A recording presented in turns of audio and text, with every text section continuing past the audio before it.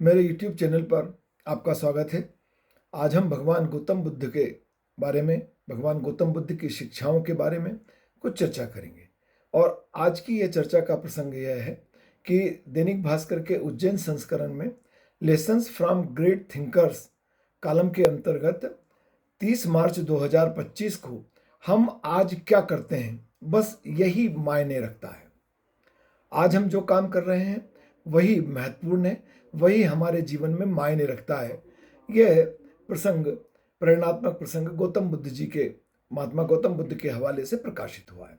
आज हम इसके बारे में चर्चा करेंगे और इस प्रसंग के बारे में चर्चा करने के पूर्व हम गौतम बुद्ध जी के जीवन के बारे में कुछ संक्षिप्त परिचय प्राप्त करेंगे। भगवान गौतम बुद्ध एक आध्यात्मिक गुरु और दार्शनिक थे जिन्होंने बौद्ध धर्म की स्थापना की। उनका जन्म ईसा से 563 ईस्वी पूर्व लुम्बिनी में हुआ, जो वर्तमान समय में नेपाल में स्थित है। उनके पिता का नाम था शुद्धोधन और माता माया देवी। शुद्धोधन जी एक राजा थे और माया देवी राजकुमारी थी। भगवान गौतम बुद्ध का निर्वाण 483 ईस्वी पूर्व हुआ। गौतम बुद्ध जी का बचपन का नाम राजकुमार सिद्धार्थ था। उन्होंने अपने जीवन को, जो बचपन था, राजकुमार के रूप में जिया, पर वह अपने उस जीवन से संतुष्ट होने के साथ सत्य की खोज करना चाहते थे और इसलिए 29वें वर्ष में अपने जीवन के उन्होंने घर छोड़ दिया और सत्य की खोज, आत्मज्ञान को प्राप्त करने के लिए वे निकल गए। उन्होंने विभिन्न गुरुओं से शिक्षा प्राप्त की और कई वर्षों तक तपस्या की। भगवान बुद्ध को बोध गया में बोधि वृक्ष के नीचे, वट वृक्ष के नीचे, जिसे बाद में बोधि वृक्ष कहा गया, ज्ञान की, आत्मज्ञान की प्राप्ति हुई और उसके बाद वे भगवान बुद्ध के नाम से जाने जाने लगे। भगवान बुद्ध को जो ज्ञान प्राप्त हुआ वह उन्होंने अपने शिष्यों को दिया और उनके शिष्यों के माध्यम से वह ज्ञान पूरे विश्व स्तर पर फैला। गौतम बुद्ध की शिक्षाएं, भगवान गौतम बुद्ध की शिक्षाएं विश्व स्तर पर प्रचारित और प्रसारित हुई। भगवान गौतम बुद्ध ने जीवन के 4 आर्य सत्यों का उल्लेख किया है। दुख है, दुख एक सच्चाई है, दुख के कारण है, दुख का नाश किया जा सकता है और दुख के नाश करने का एक मार्ग है। भगवान गौतम बुद्ध कहते हैं कि जीवन में दुख आएगा, यह एक सच्चाई है। जीवन में दुख का अस्तित्व है, यह एक सच्चाई है। उन्होंने कहा परंतु ये क्यों आएगा, क्यों सच्चाई है? उन्होंने कहा कि दुख का एक कारण है और दुख का कारण है तृष्णा और अज्ञान। दुख का नाश किया जा सकता है। नाश कैसे किया जा सकता है? अपनी तृष्णा को शांत करके, अपने अज्ञान को शांत करके, ज्ञान को प्राप्त करके।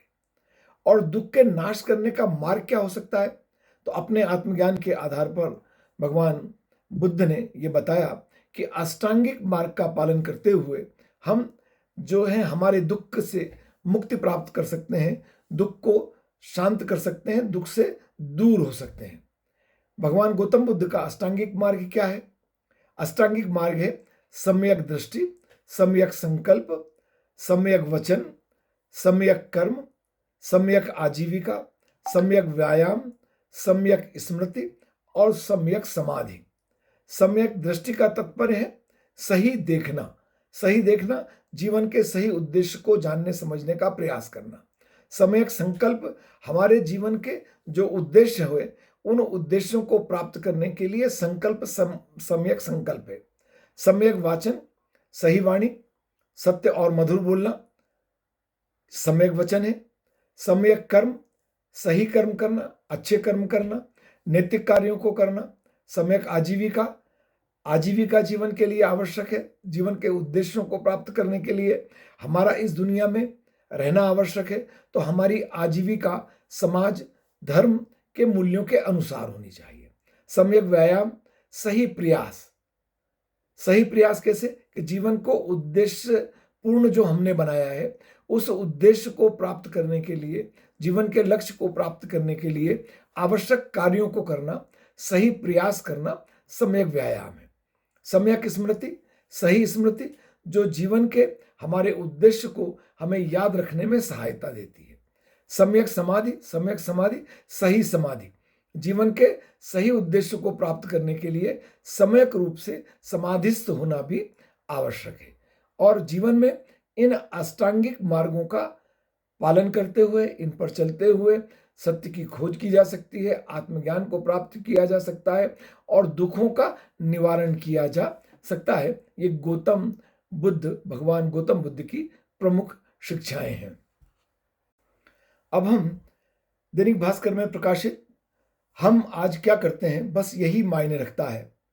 इस प्रमुख बिंदु पर भगवान गौतम बुद्ध की शिक्षाओं के संबंध में जो उल्लेखित है वह हमारा मार्गदर्शन करता है।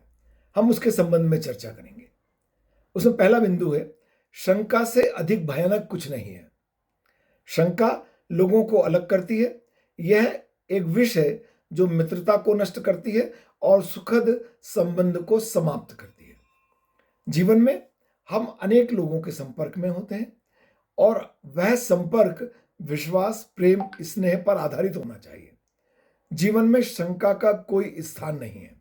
यदि हम किसी व्यक्ति के प्रति जो हमारे संपर्क में है शंकालु है तो हमारा उससे संपर्क टूटता है, समाप्त होता है, हमारा संबंध समाप्त हो जाता है और यह हमारे मित्रता को, हमारे संबंध को विष के समान पूरी तरह नष्ट कर देता है।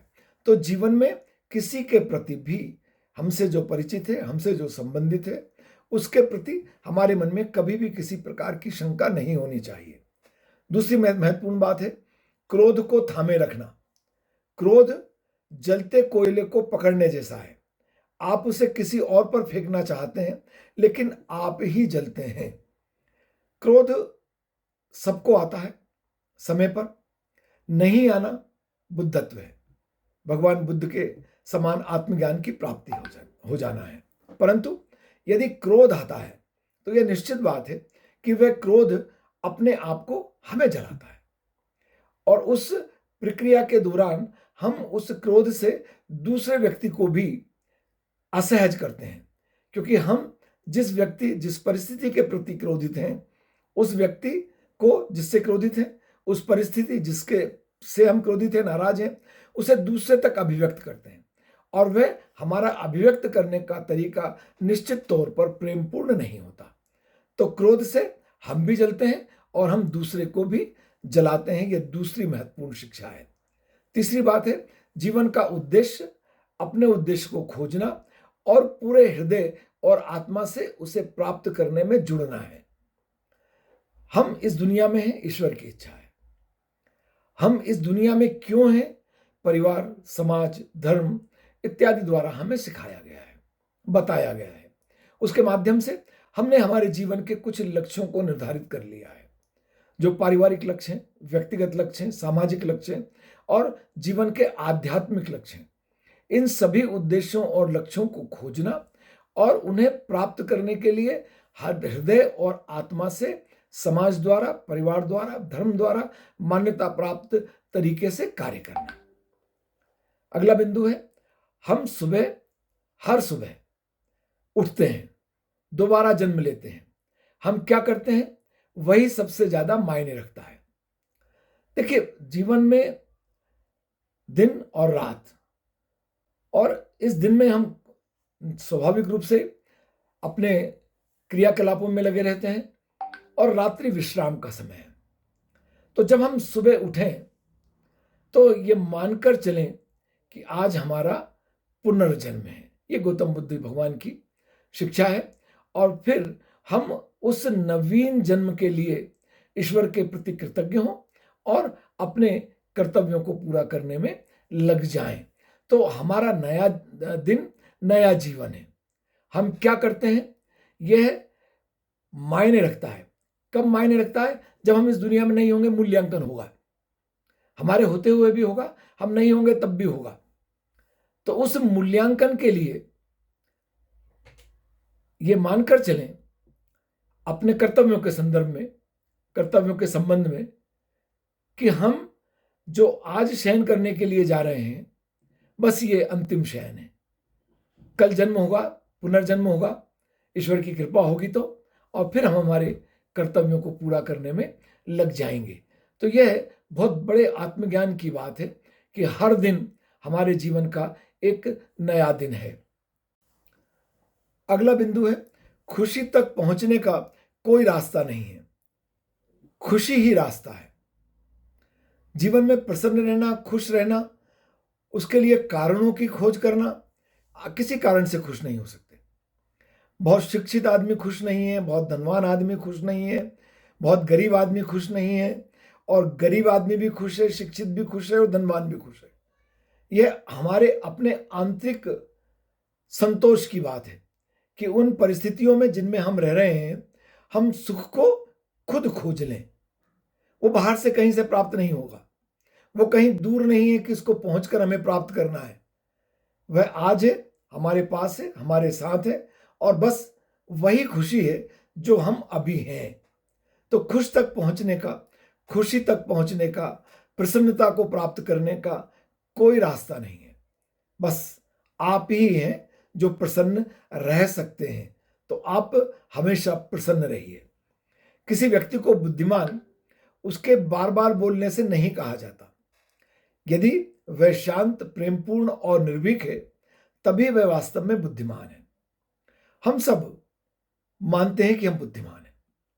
कोई इस बात को मानने को तैयार नहीं है कि हम में कुछ कमी है, कुछ गलती हो सकती है, हमने कुछ गलत किया। कोई नहीं मानता, सब अपने आप को बुद्धिमान मानते हैं और इसको हम साबित करने का प्रयास भी करते हैं।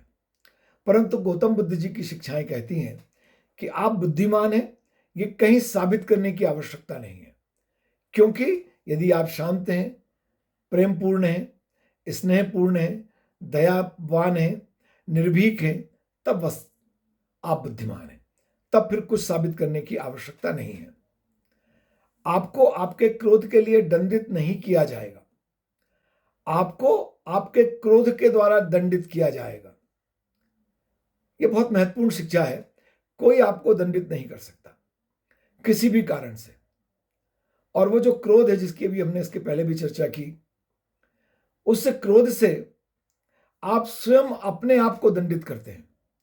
जबकि हम ये मानते हैं कि हमने जब हमारा क्रोध को किसी दूसरे व्यक्ति पर निकाल दिया तो हमें शांति प्राप्त हुई, पर ऐसा नहीं है। यदि एक बार हमारे जीवन में क्रोध आता है तो वह हमें विभिन्न प्रकार की परिस्थितियों पर प्रभावित करता है और हमें अपने संस्मरणों के माध्यम से, अन्य प्रकार के बहुत सारे माध्यम से, अन्य लोगों के द्वारा उनके संस्मरण के माध्यम से हमें दंडित किया जाता है। वह दंड शारीरिक दंड नहीं होता, वह दंड कोर्ट का, न्यायालय का दंड नहीं होता, वह अपने आप में सामाजिक और मानसिक दंड होता है। इसलिए फिर वही बात कि क्रोध से बचना ही एकमात्र और अंतिम उपाय है। आपके असंयमित विचारों से ज्यादा आपको कोई हानि नहीं पहुंचा सकता। इस जीवन में हमें हमसे अधिक हानि कोई दूसरा नहीं पहुंचा सकता, दूसरा हानि पहुंचा ही नहीं सकता। इसे ऐसा भी इस बात को कहा जा सकता है। हम हमारी हानि, हमारा नुकसान स्वयं करते हैं और यह हानि और नुकसान हमारे असंयमित विचारों के द्वारा होता है। प्रेम, स्नेह, दया, त्याग, सेवा, समर्पण, बस यही जीवन है।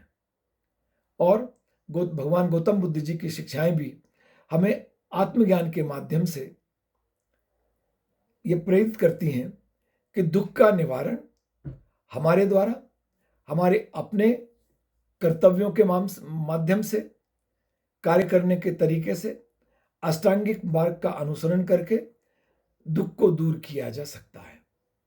आपका बहुत धन्यवाद। आप जानते हैं मेरे YouTube चैनल पर प्रेरणात्मक प्रसंग के अतिरिक्त पारिवारिक, सामाजिक, राष्ट्रीय महत्व के, शैक्षणिक महत्व के और समाजशास्त्र विषय के वीडियो देखने में आते हैं। यदि आपने मेरे चैनल को सब्सक्राइब नहीं किया है, मैं आपसे चैनल को सब्सक्राइब करने का अनुरोध करता हूं। आपका बहुत धन्यवाद।